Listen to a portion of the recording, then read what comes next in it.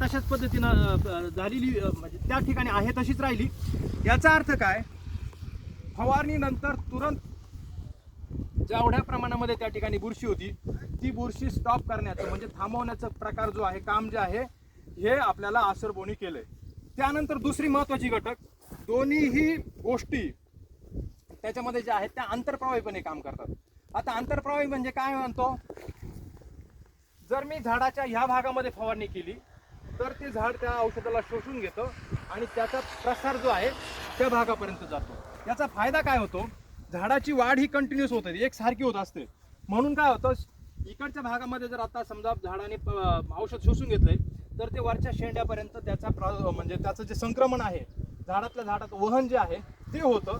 आणि म्हणून शेंड्याच्या बाजूला जी बुरशी येणार आहे किंवा नवीन वाढीमध्ये जी बुरशी येणार आहे त्याचं खूप चांगल्या पद्धतीनं कंट्रोल आपल्याला आसरबो सारख्या मॉलिक्युलनी भेटत असतं.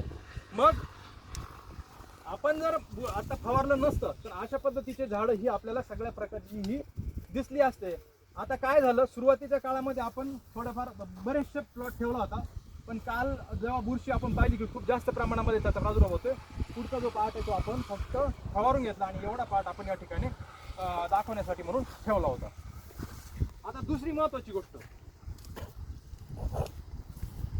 या ठिकाणी 2 झाडं, जो वेल आहे आपला हा ठेवलेला आहे आणि तोही कट करणं. आता याचा जो खालचा पार्ट पाहिला तर त्याचे पानं पिवळे पडलेले आहेत, ऑलरेडी ते वाळून गेलेले आहेत. दाखवायचा मुद्दा असा की हे बघा, अशा पद्धतीची जी बुरशी आहे ती वाढत वाढत जाऊन अगदी आपल्याला शेंड्याच्या येत्यापर्यंत शेवटच्या पानापर्यंत पडे फार प्रमाणात बुरशी आपल्याला दिसते. हेच जेव्हा मी जर सुरुवातीच्या काळामध्ये फवारलं, एखाद दुसरा स्पॉट असताना जर फवारलं तर सगळीच्या सगळी पानं जी आहेत ही आपल्याला त्या ठिकाणी क्लिअर दिसून येतात. आणि हा प्रकार आपल्याला खास करून आसरबोमध्ये क्लिअर कट आपल्याला व्यवस्थितपणे हा दिसून येतो.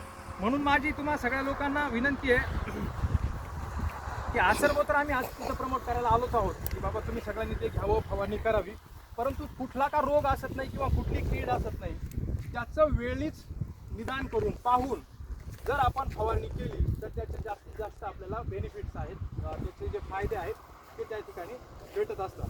तर ह्या गोष्टी आता मी या ठिकाणी